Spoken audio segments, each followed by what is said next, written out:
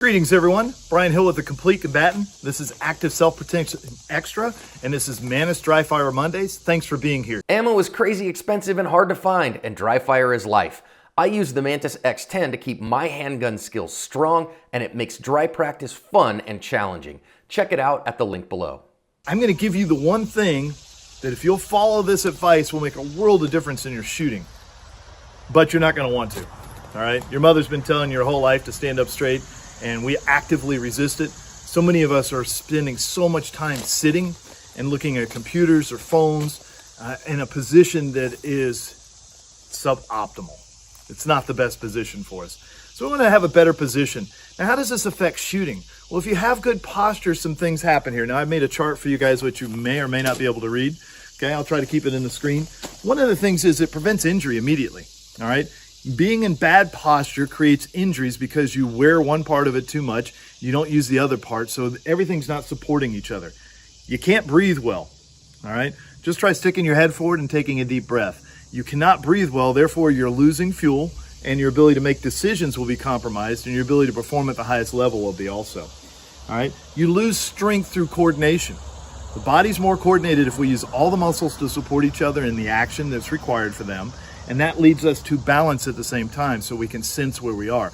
Poor posture means that we always have a commitment to a direction. So if my head's forward, I'm always committed to the forward posture.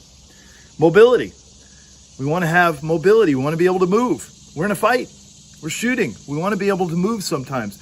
So locking ourselves in by a brace work of posture means that we're committed to standing still, and we can only work in a certain degree of range in front of us. Postural stability. Stableness in your sight movie comes from, Gabe White's sight movie, comes from postural stability. Grip strength is an important part of that, but the grip strength flows all the way down to the feet. So the whole body needs to be lined up, and what that will do is give us more stability. Never going to be able to be completely still. That's not how we work, but you'll have more stability.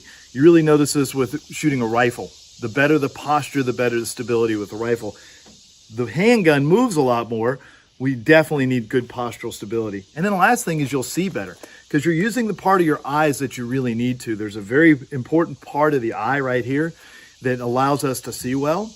And what we don't want to do is roll our head down and try to look up because we don't have as much mapping in our brain for that part of our vision. So it's hard to make good decisions. Okay.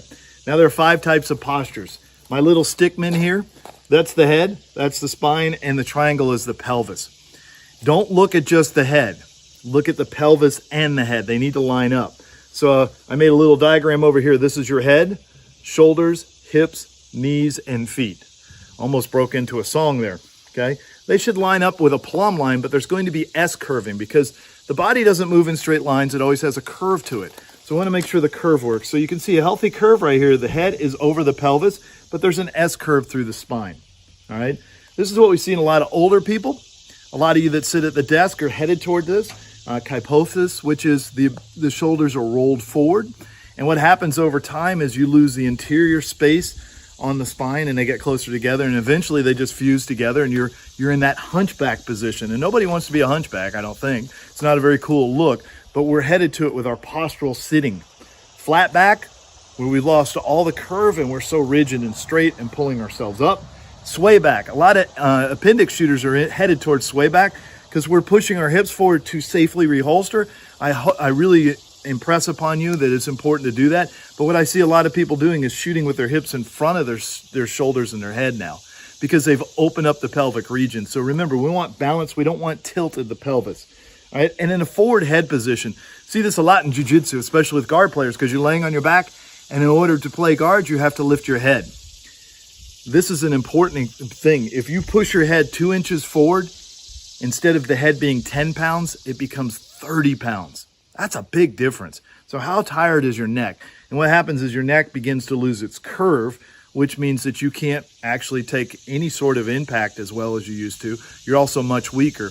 And in jiu-jitsu, what we're always trying to do with people is control their posture. If we can control your posture, we make you weaker. So if we can move the head around, we make you weaker. If we can break you at the pelvis and push the pelvis out of the way, we make you weaker. A good way to practice this is just tilt your butt backwards and then try to tighten up your abs. Now bring your hips under a line until you feel your abs and then push them straight down.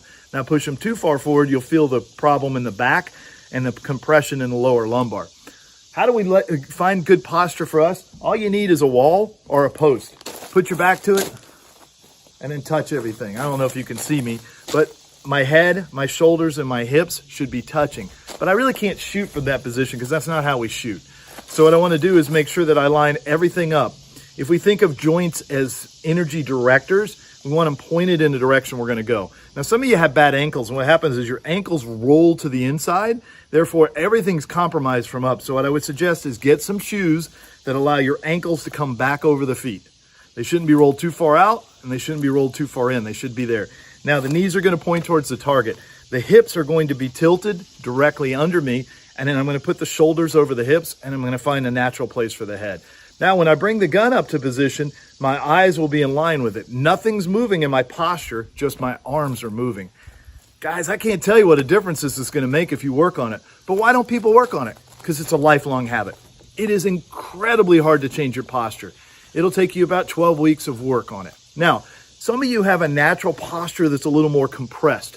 If you tend to be a really fast athlete, all right, like JJ Rakaza, you're a little more compressed. So what we find is the head's down a little bit, body's down, but they're more like a spring. And that's okay. You want to be a spring. You want to be quick. With longer athletes, a lot of times that stand up a little straighter, and we see this a lot in fighting. These guys tend to be long-range fighters, counter fighters. Think like Max Michel. You'll see a little less sink in the posture. What we always want to look at is the head and is the pelvis on top of each other? So can I line up the head? Can I line up the pelvis? And am I strong? So great way is just have somebody push on you and then brace. Have them push from each of the directions and find out where that good posture is for you. And keep changing things. Bring the head into line. If it's too far forward, you'll feel a lot of stress right here. So when I teach class, I always look for overdeveloped traps because that means they're rolling their traps up trying to stabilize. What I'm going to do is get all this back into position. Okay. One of the reasons we see a lot of elbows up is because the shoulders are out of position. They're no longer in alignment. Bring the shoulders down, get your body on top of it, push your weight down and out through the pelvic floor. You don't pull the abs in, you push down and brace yourself because the recoil is coming this way. I want to absorb it and pass it into the ground. And that's what postural stability is. Probably is not going to be one of my most popular videos. Nobody wants to hear anybody tell them to change their posture or stand up straight. I've spent 40 years coaching people, and it's really hard to change athletic posture. Everybody wants to work on techniques, and they want to work on their gear, and they want to learn a new thing, but nobody wants to change their posture. But look at the greatest athletes. You'll see some deviation in posture, but you're going to find that most of the greatest athletes have pretty good posture already. And if they didn't, they're losing 5 or 10 or 20% of their athletic potential. Can you afford to lose 20% of your shooting ability by just choosing to stand in a poor, suboptimal posture? It's up to you. It's easy to correct, but it's going to take you all day, every day to pay attention to it and correct it. Try to make sure that your seated position is good, that you sit up straight instead of slouching. Make sure that you stand up straight. Unlock the joints, stand on the muscles, not on the bones, and you're going to have a much healthier, longer life, and you'll be a better shooter. I hope that helps you out, guys. So I'm sure the comments will be interesting in this group, and I look forward to answering them. There's a lot of good information out there you guys can read about posture mechanics and posture stability and posture analysis. I highly recommend it because this is a easy thing for us to change because it doesn't cost anything, but it's a difficult thing for us to change because it's going to cost you a tremendous amount of attention and concentration. And then we like what we like, right? We all have our preference. I like to stand in a certain way. I tend to be a little more hip forward. I'm a counter fighter as a striker, all right? And that works really well for me. It did make it hard for me to do certain things athletically, though. So I had to learn to get my hips under me. And I think if you guys work on that, you're going to get a big result. All right, I've gone on long enough.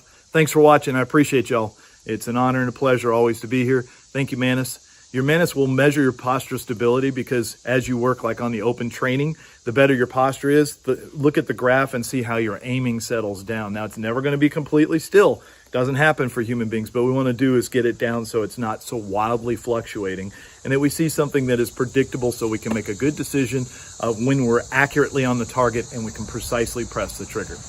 All right, Brian Hill with the Complete Combatant, Active Self-Protection Extra. Like, subscribe, and check out your Mantis. Use it as a place to gather data and get better. And as always, measure, refine, and perform.